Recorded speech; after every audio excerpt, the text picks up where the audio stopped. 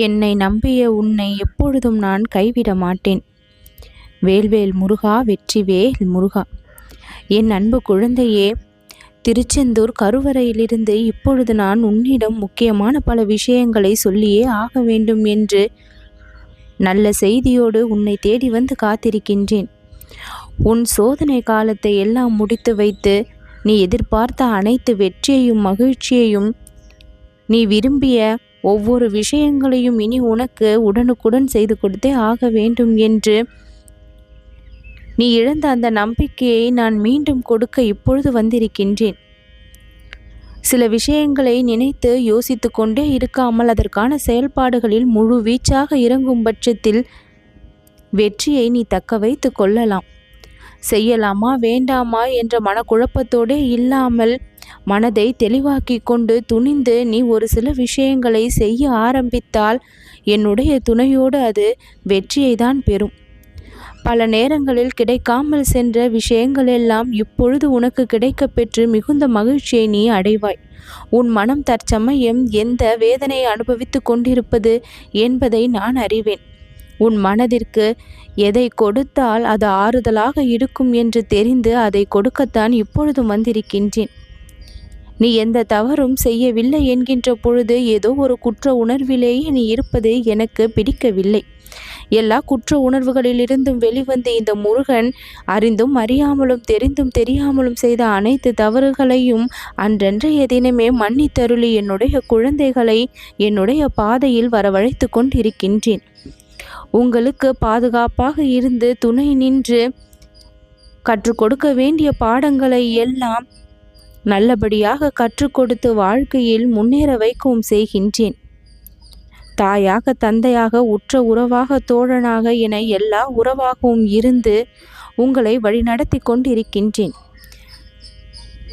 திரும்ப திரும்ப ஒரு விஷயத்தை பற்றியே மீண்டும் மீண்டும் நினைத்து உன்னுடைய மனம் வேதனையை அடைந்து கொண்டிருக்கின்றது.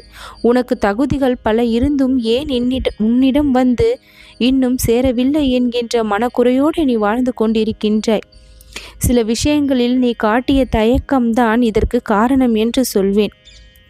ஒரு விஷயத்தில் ஒரு முறை தோல்வியை அடைந்து விட்டால் அந்த விஷயத்தில் எந்தெந்த தவறுகளை எல்லாம் மீண்டும் செய்யக்கூடாது என்பதை, அந்த பாடத்தை கவனமாக மனதில் வைத்து கொண்டு அடுத்த விஷயத்தில் செயல்படுத்த தெரிந்திருக்க வேண்டும்.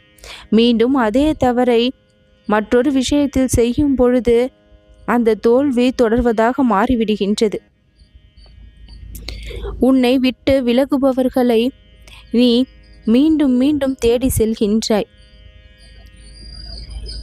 உன்னை தேடி வருபவர்களை விலக்கி வைக்கின்றாய். நீ சிலரிடம் சில விஷயங்களை எதிர்பார்க்கின்றாய். அவர்களிடம் இருந்து அது கிடைக்கவில்லை என்கின்ற பொழுது உனக்கு கோபம் வருகின்றது. எதிர்பார்ப்புதான் நிம்மதியை தொலைப்பதற்கான முக்கியமான காரணமாக இருக்கின்றது. பிறர் எதிர்பார்க்கும் அனைத்தையும் உன்னால் தர முடிவது இல்லை. அதே போல நீ எதிர்பார்க்கும் அனைத்தையும் பிறரால் தர முடிவதும் இல்லை. காலமும் நேரமும் சூழ்நிலைகளுக்கு ஏற்ப ஒருவருடைய நிலையை கட்டுக்குள் வைக்கின்றது. அதை அறிந்து புரிந்து நடந்து கொள்ள வேண்டும். ஒருவர் ஒரு விஷயத்தை செய்யவில்லை என்றால் உன் மீது அன்பு குறைந்து விட்டது என்று அர்த்தமாகி விடாது. அவர்களுடைய நிலையிலிருந்து பார்த்தால் அந்த விஷயம் என்னவென்று உனக்கு புரியும். எல்லோரிடமும் அதிகமாக எதிர்பார்ப்பை வைக்காமல் எதிர்பார்ப்பை சற்று குறைத்து கொண்டு உன்னுடைய அன்பை நீ எப்பொழுதும் போல தாராளமாக காட்டு. அதற்கான வெகுமதி நிச்சயம் கிடைக்கும். உண்மையான அன்பிற்கு எப்பொழுதும் தோல்வி கிடையாது. உண்மையான பாசத்திற்கு எப்பொழுதும் தோல்வி கிடையாது. நீ செய்கின்ற அத்தனை விஷயங்களையும் என்னுடைய கண்காணிப்பில் தான் செய்து வருகின்றாய். நான் உன்னை கவனித்து கொண்டுதான் இருக்கின்றேன். யாம் இருக்க பயம் எதற்கு? எந்த ஒரு பயமும் இல்லாமல் தன்னம்பிக்கையோடு துணிச்சலோடு உனக்கான காரியங்களில் நீ வெற்றியை பெறக்கூடிய நேரம் வந்து விட்டது. இனி எல்லா நேரமும் உனக்கான நல்ல நேரமாக மாறும். நீ ஆசைப்பட்ட விஷயங்கள் எல்லாம் உனக்கு நிச்சயம் கிடைக்கும். கிடைத்த அந்த அன்பு நிலைத்தும் நிற்கும்.